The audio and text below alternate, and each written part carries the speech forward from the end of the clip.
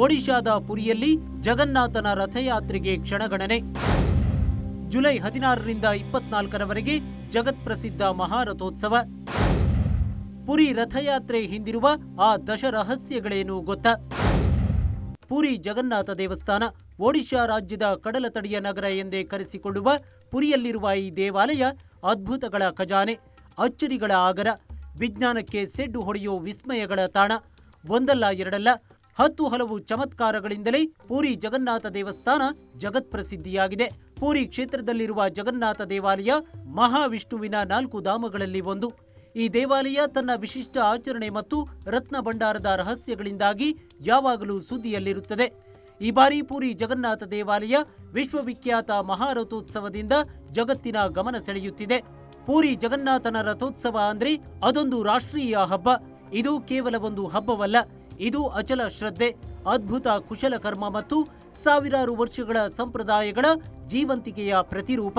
ಪ್ರತಿ ವರ್ಷದಂತೆ ಈ ವರ್ಷವೂ ಪುರಿ ಜಗನ್ನಾಥನ ರಥಯಾತ್ರೆ ಆಷಾಢ ಮಾಸದ ಜುಲೈ 16ರಿಂದ ಜುಲೈ 24ರವರೆಗೆ ನಡೆಯಲಿದೆ. ಅಂದ್ರೆ 9 ದಿನಗಳ ಕಾಲ ನಡೆಯುವ ಈ ರಥೋತ್ಸವ ಕಣ್ತುಂಬಿಸಿಕೊಳ್ಳಲು ದೇಶ ವಿದೇಶಗಳಿಂದ ಕೋಟ್ಯಾಂತರ ಭಕ್ತರು ಆಗಮಿಸುತ್ತಾರೆ. ಎಲ್ಲೆಲ್ಲೂ ಹರೇ ಬೋಲ್ ಜೈ ಜಗನ್ನಾಥ್ ಎಂಬ ಘೋಷಣೆಯೇ ಮೊಳಗಲಿದೆ. ಪುರಿ ಜಗನ್ನಾಥನ ರಥೋತ್ಸವದ ಮತ್ತೊಂದು ವಿಶೇಷತೆ ಏನು ಅಂದ್ರೆ, ಅಣ್ಣ ಬಲಭದ್ರ, ತಂಗಿ ಸುಭದ್ರೆ ಜೊತೆಗೆ ರಥಯಾತ್ರೆಯಲ್ಲಿ ಬರುವ ಜಗನ್ನಾಥ ಸ್ವಾಮಿ ಮನಸ್ಸಿದ್ರೆ ಮಾತ್ರ ಮುಂದಕ್ಕೆ ಚಲಿಸ್ತಾನೆ. ಮನಸ್ಸಿಲ್ಲದೆ ಇದ್ರೆ ದಿನವಿಡೀ ಅಲ್ಲೇ ನಿಂತಿದ್ದ ಉದಾಹರಣೆಯೂ ಇದೆ. ಈ ಸಮಯದಲ್ಲಿ ಅದೆಷ್ಟೋ ಜನ ಅದೆಷ್ಟೇ ಶಕ್ತಿ ಪ್ರಯೋಗಿಸಿದ್ರೂ ಜಗನ್ನಾಥನ ರಥವನ್ನ ಅಲುಗಾಡಿಸೋಕೆ ಸಾಧ್ಯವಿಲ್ಲ. ಒಮ್ಮೆ ಚೈತನ್ಯ ಪ್ರಭುಗಳು ರಥೋತ್ಸವದಲ್ಲಿ ಪಾಲ್ಗೊಂಡಿದ್ದಾಗ ಜಗನ್ನಾಥನ ರಥ ಹೀಗೆ ನಿಂತು ಬಿಟ್ಟಿದ್ದಂತೆ. ಆಗ ಚೈತನ್ಯ ಪ್ರಭುಗಳು ತಮ್ಮ ತಲೆಯನ್ನ ರಥಕ್ಕೆ ಇಟ್ಟು ತಳ್ಳಿದಾಗ ಜಗನ್ನಾಥ ಮುಂದಕ್ಕೆ ಚಲಿಸಿದ್ದಂತೆ. ಎಂದಿಗೂ ಕೂಡ ಜಗನ್ನಾಥ ಮಾರ್ಗ ಮಧ್ಯೆ ಅಲ್ಲಲ್ಲಿ ನಿಲ್ಲುತ್ತಾನೆ. ಎಷ್ಟೇ ಶಕ್ತಿ ಪ್ರಯೋಗಿಸಿದ್ರೂ ಅಲುಗಾಡೋದಿಲ್ಲ. ಕೊನೆಗೆ ಅವನ ನಿರ್ಧಾರದಂತೆ ರಥ ಚಲಿಸೋಕೆ ಶುರು ಮಾಡುತ್ತದೆ. ತನ್ನ ನಿಗೂಢ ರಹಸ್ಯಗಳಿಂದ ಮಾತ್ರ ಪುರಿ ಜಗನ್ನಾಥನ ದೇವಸ್ಥಾನ ಗಮನ ಸೆಳೆದಿರೋದಲ್ಲ, ಪುರಿ ಜಗನ್ನಾಥನ ರಥಯಾತ್ರೆಯಲ್ಲೂ ಕೂಡ ಇಂಥದ್ದೇ ನಿಗೂಢ ರಹಸ್ಯಗಳು ಅಡಗಿವೆ. ಜಗನ್ನಾಥನ ಮಹಾರಥೋತ್ಸವದ ಹಿಂದಿರುವ ಆ ದಶರಹಸ್ಯಗಳ ಹಿಂದಿರುವ ಕಾರಣಗಳೇನು, ಪೌರಾಣಿಕ ಹಿನ್ನೆಲೆಯೇನು ಅನ್ನೋದನ್ನ ಒಂದೊಂದಾಗಿ ತೋರಿಸ್ತೀವಿ ನೋಡಿ. ಪುರಿ ಜಗನ್ನಾಥನ ರಹಸ್ಯ ನಂಬರ್ 1, ರಥ ತಯಾರಿಗೆ ಪವಿತ್ರ ಮತ್ತು ದೈವಿಕ ಮರಗಳ ಆಯ್ಕೆ. ಜಗನ್ನಾಥ, ಬಲಭದ್ರ ಮತ್ತು ಸುಭದ್ರಾ ದೇವಿಯ ರಥ ತಯಾರಿಕೆಗೆ ಬಳಸುವ ಮರದ ಆಯ್ಕೆ ವಸಂತ ಪಂಚಮಿಯಂದು ಪ್ರಾರಂಭವಾಗುತ್ತದೆ. ಇದನ್ನ ದಾರು ತಯಾರಿ ಎಂದೇ ಕರೆಯಲಾಗುತ್ತದೆ. ರಥಗಳ ನಿರ್ಮಾಣಕ್ಕೆ ಬಳಸುವ ಮರ ಸಾಮಾನ್ಯವಾದುದಲ್ಲ, ಅದರಲ್ಲಿ ಪವಿತ್ರ ಮತ್ತು ದೈವಿಕ ಶಕ್ತಿ ಇದೆ ಎಂದೇ ಜನ ನಂಬುತ್ತಾರೆ. ಫಾಸಿ, ದೌರ, ಆಸನ, ಸಿಂಬ್ಲಿ ಮತ್ತು ಮಹಾನಿಂಬದಂತಹ ನಿರ್ದಿಷ್ಟ ಜಾತಿಯ ಮರಗಳನ್ನ ಮಾತ್ರ ರಥ ನಿರ್ಮಾಣಕ್ಕೆ ಬಳಸಲಾಗುತ್ತದೆ. ಅದರಲ್ಲೂ ದಾರು ಅಂದ್ರೆ ಪವಿತ್ರವಾದ ಬೇವಿನ ಮರವನ್ನ ಹೆಚ್ಚಾಗಿ ಬಳಸಲಾಗುತ್ತದೆ. ಒಡಿಶಾದ ದಟ್ಟಾರಣ್ಯಗಳಲ್ಲಿ ಈ ಮರಗಳನ್ನ ಆಯ್ಕೆ ಮಾಡಲಾಗುತ್ತದೆ. ನೈಸರ್ಗಿಕವಾಗಿ ಶಂಖ, ಚಕ್ರ, ಗದೆ ಅಥವಾ ಪದ್ಮದಂತಹ ದೈವಿಕ ಚಿಹ್ನೆಗಳು ಮೂಡಿರುವ ಮರಗಳನ್ನ ಮಾತ್ರವೇ ಆಯ್ಕೆ ಮಾಡಲಾಗುತ್ತದೆ. ಹಾಗೆ ಮರದ ಮೇಲೆ ಯಾವುದೇ ಹಕ್ಕಿ ಗೂಡುಗಳಿದ್ದರೆ ಆ ಮರವನ್ನ ಕಡಿಯುವುದಿಲ್ಲ. ಮರ ಕಡಿಯೋದಕ್ಕೂ ಮುನ್ನ ವನದೇವಿಗೆ ಪೂಜೆ ಸಲ್ಲಿಸಿಯೇ ಮರ ಕತ್ತರಿಸಲಾಗುತ್ತದೆ. ಪುರಿ ಜಗನ್ನಾಥನ ರಹಸ್ಯ ನಂಬರ್ 2, ಜಗನ್ನಾಥನ ರಥ ತಯಾರಿಗೆ ಮೊಳೆ ನಿಷೇಧ. ರಥಗಳ ನಿಜವಾದ ನಿರ್ಮಾಣ ಕಾರ್ಯ ಅಕ್ಷಯ ತೃತೀಯದಂದು ಪ್ರಾರಂಭವಾಗುತ್ತದೆ. ಇದಾಗಿ 58 ದಿನಗಳಲ್ಲಿ ರಥೋತ್ಸವ ಶುರುವಾಗುತ್ತದೆ. ಆ ಕಾಲಮಿತಿಯೊಳಗೆ ಈ ದೈತ್ಯ ರಥಗಳನ್ನು ನಿರ್ಮಿಸಿ ಯಾತ್ರೆಗೆ ಸಿದ್ಧಗೊಳಿಸಲಾಗುತ್ತದೆ. ಪ್ರತಿಯೊಂದು ರಥವು ಸುಮಾರು 200 ಟನ್ಗಳಿಗೂ ಹೆಚ್ಚು ತೂಕ, 45 ಅಡಿ ಎತ್ತರ ಮತ್ತು ಅತ್ಯಂತ ಸಂಕೀರ್ಣ ಕೆತ್ತನೆಗಳನ್ನು ಒಳಗೊಂಡಿರುತ್ತದೆ. ಅದಲ್ಲದೆ ಕಣ್ಮನ ಸೆಳೆಯುವ ಬಣ್ಣಗಳಿಂದ ಕೂಡಿರುತ್ತದೆ. ಮತ್ತೊಂದು ವಿಶೇಷ ಏನು ಅಂದರೆ, ಜಗನ್ನಾಥ, ಬಲಭದ್ರ ಮತ್ತು ಸುಭದ್ರಾ ದೇವಿಯ ರಥ ತಯಾರಿಗೆ ಯಾವುದೇ ಮೊಳಗಳನ್ನಾಗಲಿ ಲೋಹದ ವಸ್ತುಗಳನ್ನಾಗಲಿ ಬಳಸುವುದಿಲ್ಲ. ಪುರಿ ಜಗನ್ನಾಥನ ರಹಸ್ಯ ನಂಬರ್ 3, ನಂದಿ ಘೋಷ, ತಾಲಧ್ವಜ, ದರ್ಪದಲನ. ಜಗನ್ನಾಥ, ಬಲಭದ್ರ ಮತ್ತು ಸುಭದ್ರಾ ದೇವಿಯರಿಗೆ 3 ಪ್ರತ್ಯೇಕವಾದ ರಥಗಳನ್ನು ತಯಾರಿಸಲಾಗುತ್ತದೆ.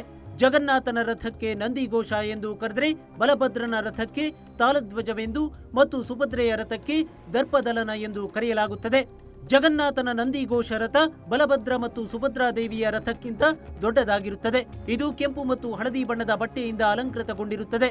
ಬಲಭದ್ರನ ತಾಲಧ್ವಜ ರಥಕ್ಕೆ ಕೆಂಪು ಮತ್ತು ಹಸಿರು ಬಣ್ಣದ ಬಟ್ಟೆಯಿಂದ ಸಿಂಗಾರಗೊಳಿಸಿರುತ್ತಾರೆ. ಸುಭದ್ರಾ ದೇವಿಯ ದರ್ಪದಲನ ರಥಕ್ಕೆ ಕೆಂಪು ಮತ್ತು ಗಾಢ ನೀಲಿ ಬಣ್ಣದ ಬಟ್ಟೆಗಳಿಂದ ಶೃಂಗಾರಗೊಳಿಸಿರುತ್ತಾರೆ. ಪುರಿ ಜಗನ್ನಾಥನ ರಹಸ್ಯ ನಂಬರ್ 4, ರಥವೇರಲಿವೆ 3 ಮೂಲ ವಿಗ್ರಹಗಳು. ವಿಶೇಷ ಅಂದ್ರೆ ಎಲ್ಲ ಕಡೆಯೂ ರಥದಲ್ಲಿ ಉತ್ಸವ ಮೂರ್ತಿಗಳನ್ನ ಕೂರಿಸಲಾಗುತ್ತದೆ. ಆದರೆ ಪುರಿಯಲ್ಲಿ ಹಾಗಿಲ್ಲ. ಸ್ವತಃ ಗರ್ಭಗುಡಿಯಲ್ಲಿರುವ ಜಗನ್ನಾಥ, ಬಲಭದ್ರ ಮತ್ತು ಸುಭದ್ರೆಯರ ಮೂಲ ಮೂರ್ತಿಗಳನ್ನೇ ರಥದಲ್ಲಿ ಕೂರಿಸಲಾಗುತ್ತದೆ. ಲಕ್ಷಾಂತರ ಭಕ್ತರು ಜಗನ್ನಾಥನ ರಥವೆಳೆದು ಸಂಭ್ರಮಿಸುತ್ತಾರೆ. ರಸ್ತೆಯ ಇಕ್ಕೆಲೆಗಳಲ್ಲಿ ರಥಯಾತ್ರೆ ನೋಡೋಕೆ ಲಕ್ಷಾಂತರ ಭಕ್ತರು ಕಾದು ಕುಳಿತಿರ್ತಾರೆ. ಇದೇ ಕಾರಣಕ್ಕೆ ಜಗನ್ನಾಥನ ರಥೋತ್ಸವ ಇಡೀ ದೇಶದಲ್ಲೇ ವಿಭಿನ್ನವಾಗಿ ಗುರುತಿಸಿಕೊಂಡಿರುವುದು. ಪೂರಿ ಜಗನ್ನಾಥನ ರಹಸ್ಯ ನಂಬರ್ 5. ಜಗನ್ನಾಥನ ಮೇಲೆ ಕೋಪಗೊಳ್ಳುವ ಲಕ್ಷ್ಮೀದೇವಿ. ರಥಯಾತ್ರೆಯ 5ನೇ ದಿನವನ್ನ ಹೇರಾ ಪಂಚಮಿ ಎಂದು ಕರೆಯಲಾಗುತ್ತದೆ. ಈ ಹೇರಾ ಪಂಚಮಿ ಆಚರಣೆ ಹಿಂದೆಯೂ ಒಂದು ಸ್ವಾರಸ್ಯಕರವಾದ ಸಂಗತಿ ಇದೆ. ಈ ಪವಿತ್ರ ದಿನದಂದು ಗುಂಡೀಚಾ ದೇವಸ್ಥಾನದಲ್ಲಿರುವ ಭಗವಾನ್ ಜಗನ್ನಾಥನನ್ನ ಭೇಟಿಯಾಗಲು ಲಕ್ಷ್ಮೀದೇವಿ ಪಲ್ಲಕ್ಕಿಯಲ್ಲಿ ಅದ್ಧೂರಿಯಾಗಿ ಆಗಮಿಸುತ್ತಾಳೆ. ಜಗನ್ನಾಥನ ರಥವಾದ ನಂದಿಘೋಷದ ಬಳಿ ಲಕ್ಷ್ಮೀದೇವಿಗೆ ಪೂಜಾ ಕಾರ್ಯಗಳು ನಡೆಯುತ್ತವೆ. ನಂತರ ಪತಿಯನ್ನ ಕಾಣದೆ ಕೋಪಗೊಳ್ಳುವ ಲಕ್ಷ್ಮೀದೇವಿಯು ರಥದ ಒಂದು ಸಣ್ಣ ಭಾಗವನ್ನ ಮುರಿದು ಗುಪ್ತ ಮಾರ್ಗದ ಮೂಲಕ ಹಿಂತಿರುಗುತ್ತಾಳೆ. ಇದು ದೇವಸ್ಥಾನದ ಸಂಪ್ರದಾಯದ ಪ್ರಕಾರ ನಡೆಯುವ ದೈವಿಕ ದಂಪತಿಗಳ ನಡುವಿನ ಮುನಿಸು ಮತ್ತು ಪ್ರೀತಿಯ ಸೂಚಕವಾಗಿದೆ. ಪೂರಿ ಜಗನ್ನಾಥನ ರಹಸ್ಯ ನಂಬರ್ 6. ಬಹುದ ಯಾತ್ರೆ. ಜುಲೈ 24 ರಥಯಾತ್ರೆಯ 9ನೇ ದಿನದ ಅಂತಿಮ ಘಟ್ಟ. ಇದನ್ನೇ ಬಹುದ ಯಾತ್ರೆ ಅಂತ ಕರೆಯಲಾಗುತ್ತದೆ. ಜಗನ್ನಾಥ, ಬಲಭದ್ರ ಮತ್ತು ಸುಭದ್ರೆಯರು ಗುಂಡೀಚಾ ದೇವಸ್ಥಾನದಿಂದ ತಮ್ಮ ಮೂಲ ಸ್ಥಾನಕ್ಕೆ ಹಿಂತಿರುಗುತ್ತಾರೆ. ಇಲ್ಲಿ ಭಗವಂತ ತನ್ನ ಮಾತ್ರ ಪ್ರೇಮವನ್ನ ತೋರಿಸ್ತಾನೆ. ಜಗನ್ನಾಥ ಪುರಾಣದ ಪ್ರಕಾರ ಒಮ್ಮೆ ಲಕ್ಷ್ಮೀದೇವಿ ಮಂದಿರವನ್ನ ತೊರೆಯುತ್ತಾಳೆ. ಇದರಿಂದ ಜಗನ್ನಾಥ ಮತ್ತು ಬಲಭದ್ರರು ಬಡವರಾಗಿ ಭಿಕ್ಷೆ ಬೇಡಲು ಹೊರಗೆ ಹೋಗಬೇಕಾಗುತ್ತದೆ. ಈ ಸಮಯದಲ್ಲಿ ಜಗನ್ನಾಥ ಮತ್ತು ಬಲಭದ್ರರು ತಮ್ಮ ತಂಗಿ ಸುಭದ್ರಾದೇವಿಯನ್ನ ತಮ್ಮ ತಾಯಿಯ ಚಿಕ್ಕಮ್ಮ ಮೌಸಿಮಾ ಬಳಿ ಬಿಟ್ಟು ಹೋಗ್ತಾರೆ. ಇದರ ಸ್ಮರಣಾರ್ಥವಾಗಿಯೇ ವಾಪಸ್ ಬರುವಾಗ ಜಗನ್ನಾಥ, ಬಲಭದ್ರ ಮತ್ತು ಸುಭದ್ರಾದೇವಿ ರಥ ಮೌಸಿಮಾ ದೇವಸ್ಥಾನದ ಬಳಿ ನಿಲ್ಲುತ್ತೆ. ಇಲ್ಲಿ ಜಗದೋದ್ಧಾರಕನಿಗೆ ವಿಶೇಷವಾದ ಸಿಹಿ ತಿಂಡಿಗಳನ್ನ ನೈವೇದ್ಯವಾಗಿ ಅರ್ಪಿಸಲಾಗುತ್ತದೆ. ಪೂರಿ ಜಗನ್ನಾಥನ ರಹಸ್ಯ ನಂಬರ್ 7. ನೀಲಾದ್ರಿ ವಿಜಯಂ. ನೀಲಾದ್ರಿ ವಿಜಯಂ ಪುರಿ ಪ್ರಸಿದ್ಧ ರಥಯಾತ್ರೆ ಕೊನೆಯ ದಿನದ ಆಚರಣೆ. ರಥಯಾತ್ರೆ ಮುಗಿಸಿ ಜಗನ್ನಾಥ ದೇವರು, ಬಲಭದ್ರ ಮತ್ತು ಸುಭದ್ರಾ ದೇವಿಯರು ತಮ್ಮ ರಥಗಳಿಂದ ತಮ್ಮ ಮೂಲ ಗರ್ಭಗುಡಿಗೆ ಹಿಂತಿರುಗುವ ಪವಿತ್ರ ಸಮಾರಂಭವೇ ನೀಲಾದ್ರಿ ವಿಜಯಂ. ರಥಯಾತ್ರೆಯಲ್ಲಿ ತನ್ನನ್ನ ಕರೆದೊಯ್ಯದೆ ಹೋದ ಕಾರಣಕ್ಕೆ ದೇವಿ ಲಕ್ಷ್ಮಿ ಜಗನ್ನಾಥನ ಮೇಲೆ ಮುನಿಸಿಕೊಂಡಿರುತ್ತಾಳೆ. ಈ ವೇಳೆ ಪ್ರವೇಶ ದ್ವಾರದ ಬಳಿ ಜಗನ್ನಾಥ ದೇವರು ಲಕ್ಷ್ಮೀ ದೇವಿಗೆ ರಸಗುಲ್ಲ ನೀಡಿ ಸಮಾಧಾನ ಪಡಿಸಿ ಅವಳ ಪ್ರೀತಿಯನ್ನ ಗೆಲ್ಲುತ್ತಾನೆ. ಇದರಿಂದ ಸಂತುಷ್ಟಳಾಗಿ ಲಕ್ಷ್ಮೀ ದೇವಿಯು ಬಾಗಿಲು ತೆರೆದು ದೇವತೆಗಳನ್ನ ಒಳಗೆ ಬರಲು ಅನುಮತಿಸುತ್ತಾಳೆ.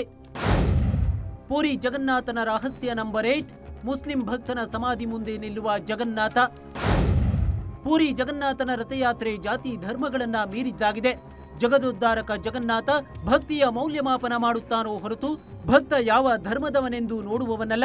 ಇದಕ್ಕೆ ಸಾಕ್ಷಿ ಮುಸ್ಲಿಂ ಭಕ್ತ ಸಲಬೇಗ್. ಈತನ ತಂದೆ ಮುಸ್ಲಿಂ ಆದ್ರೆ ತಾಯಿ ಬ್ರಾಹ್ಮಣ ಮಹಿಳೆ. ಒಮ್ಮೆ ಸಲಬೇಗನಿಗೆ ಅನಾರೋಗ್ಯ ಕಾಣಿಸಿಕೊಂಡಿತು. ಆಗ ಜಗನ್ನಾಥನನ್ನ ಪ್ರಾರ್ಥಿಸಿದಾಗ ಗುಣಮುಖನಾಗ್ತಾನೆ. ಅಲ್ಲಿಂದ ಸಲಬೇಗ್ ಜಗನ್ನಾಥನ ಮಹಾಭಕ್ತನಾಗಿ ಬಿಡುತ್ತಾನೆ. ಒಮ್ಮೆ ರಥೋತ್ಸವದಲ್ಲಿ ಸಲಬೇಗ್ ಬರೋದು ತಡವಾಗಿದ್ದಕ್ಕೆ ಜಗನ್ನಾಥನ ರಥವು ಬಾಲಗುಂಡಿ ಎಂಬಲ್ಲಿಯೇ ನಿಂತಿತ್ತು. ಸಲಬೇಗ ಬಂದು ನಮಿಸಿದ ಮೇಲೆ ಜಗನ್ನಾಥ ಮುಂದಕ್ಕೆ ಚಲಿಸಿದ. ಎಂದಿಗೂ ಜಗನ್ನಾಥನ ರಥ ಸಲಬೇಗನ ಸಮಾಧಿ ಬಳಿ ಕೆಲ ಹೊತ್ತು ನಿಲ್ಲುತ್ತದೆ. ತನ್ನ ಭಕ್ತನ ಪ್ರೀತಿಗೆ ಜಗನ್ನಾಥ ತೋರಿಸುವ ಆಧರಣೆ ಎಂತಹದ್ದು ಅನ್ನೋದಕ್ಕೆ ಇದೇ ಸಾಕ್ಷಿ. ಪೂರಿ ಜಗನ್ನಾಥನ ರಹಸ್ಯ ನಂಬರ್ 9. ಗುಂಡೀಚಾ ದೇವಾಲಯಕ್ಕೆ ಜಗನ್ನಾಥನ ರಥ ಪ್ರಯಾಣ. ಜಗನ್ನಾಥ, ಬಲಭದ್ರ ಮತ್ತು ಸುಭದ್ರೆಯರ ರಥ ಪುರಿ ಜಗನ್ನಾಥ ದೇವಾಲಯದಿಂದ ಗುಂಡೀಚಾ ದೇವಾಲಯಕ್ಕೆ ಸುಮಾರು 3 ಕಿಲೋಮೀಟರ್ ದೂರ ಪ್ರಯಾಣಿಸುತ್ತದೆ. ಕೆಲವೊಮ್ಮೆ ಈ ದೂರವನ್ನ ಕ್ರಮಿಸಲು ಇಡೀ ದಿನ ತೆಗೆದುಕೊಂಡರೂ ಅದರಲ್ಲಿ ಆಶ್ಚರ್ಯವೇನೂ ಇಲ್ಲ. ಜಗನ್ನಾಥ ಗುಂಡೀಚಾ ದೇವಾಲಯದಲ್ಲಿ 7 ದಿನಗಳ ಕಾಲ ವಾಸ್ತವ್ಯ ಹೂಡೋದ್ರ ಹಿಂದೆಯೂ ಒಂದು ಕಾರಣವಿದೆ. ಹಿಂದೆ ಪೂರಿಯನ್ನ ಆಳಿದ ರಾಜ ಇಂದ್ರದ್ಯುಮ್ನನ ಪತ್ನಿ ಸದ್ಗುಣಶೀಲ ರಾಣಿ ಗುಂಡೀಚಾ ಹೆಸರಿನಲ್ಲಿ ನಿರ್ಮಿಸಿದ ದೇವಸ್ಥಾನ ಇದಾಗಿದೆ. ಇದನ್ನ ಜಗನ್ನಾಥನ ಅತ್ತೆ ಮನೆ ಎಂದು ಕೂಡ ಕರೆಯಲಾಗುತ್ತದೆ. ಇಲ್ಲಿ ಜಗನ್ನಾಥ ವರ್ಷಕ್ಕೆ 1 ಬಾರಿ ತನ್ನ ರಥೋತ್ಸವದ ಸಮಯದಲ್ಲಿ ಬಂದು ಕಾಲ ಕಳೆಯುತ್ತಾನೆ. ಹೀಗಾಗಿ ಜಗನ್ನಾಥನ ಆಗಮನದ ಹಿನ್ನೆಲೆ ಗುಂಡೀಚಾ ದೇಗುಲವನ್ನ ಅಲಂಕರಿಸಲಾಗುತ್ತದೆ. ಪೂರಿ ಜಗನ್ನಾಥನ ರಹಸ್ಯ ನಂಬರ್ 10. ಜಗನ್ನಾಥನ ರಥ ಎಳೆದರೆ ಪಾಪಗಳಿಂದ ವಿಮೋಚನೆ. ಇನ್ನು ಜಗನ್ನಾಥನ ರಥವನ್ನ ಎಳೆದ್ರೆ ಜನನ ಮರಣಗಳಿಂದ ಮುಕ್ತಿ ಪಡೆದು ಮೋಕ್ಷ ದೊರೆಯುತ್ತದೆ ಎಂಬ ಅಚಲ ನಂಬಿಕೆ ಇದೆ. ಇದೇ ಕಾರಣಕ್ಕೆ ಜಗನ್ನಾಥನ ರಥಯಾತ್ರೆ ಜಗತ್ ಪ್ರಸಿದ್ಧಿ ಪಡೆದಿರೋದು. ರಥವೇರಿ ಬರುವ ಜಗನ್ನಾಥನನ್ನ ನೋಡಿದ್ರೂ ಸಾಕು ಪಾಪ ವಿಮೋಚನೆಯಾಗುತ್ತೆ ಎನ್ನುವ ನಂಬಿಕೆ ಇದೆ. ಪೂರಿ ರಥಯಾತ್ರೆಯಲ್ಲಿ ತನ್ನ ಭಕ್ತರನ್ನ ನೋಡಲು ಸ್ವತಃ ಜಗನ್ನಾಥನೇ ರಥವೇರಿ ಬರುತ್ತಾನೆ ಎಂಬ ನಂಬಿಕೆ ಭಕ್ತರಲ್ಲಿದೆ. ಎಲ್ಲಾ ವರ್ಗದ ಜನರನ್ನು ಈ ರಥಯಾತ್ರೆ ಒಂದುಗೂಡಿಸುವುದರಿಂದ ಇದನ್ನ ಐಕ್ಯತೆಯ ಆಚರಣೆ ಎಂದು ಕೂಡ ಕರೆಯಲಾಗುತ್ತದೆ. ಹೀಗೆ ನಾಳೆಯಿಂದ ನಡೆಯುವ ಜಗನ್ನಾಥನ ರಥಯಾತ್ರೆ ಇಡೀ ಜಗತ್ತಿನ ಗಮನವನ್ನ ತನ್ನತ್ತ ಕೇಂದ್ರೀಕರಿಸಿಕೊಂಡಿದೆ. ಪೂರಿ ಜಗನ್ನಾಥನ ರಥಯಾತ್ರೆ ಬಗ್ಗೆ ನಿಮಗೆ ಏನನ್ನಿಸ್ತು ಅಂತ ಕಾಮೆಂಟ್ ಮಾಡಿ. ಕ್ಷಣ ಕ್ಷಣದ ಸುದ್ದಿಗಳಿಗಾಗಿ, ಇಂತಹ ವಿಶೇಷ ಸುದ್ದಿಗಳಿಗಾಗಿ ಅಶ್ವವೇಗ ನೋಡ್ತಾನೇ ಇರಿ. Sanjay Naik, news desk, Ashwavega news.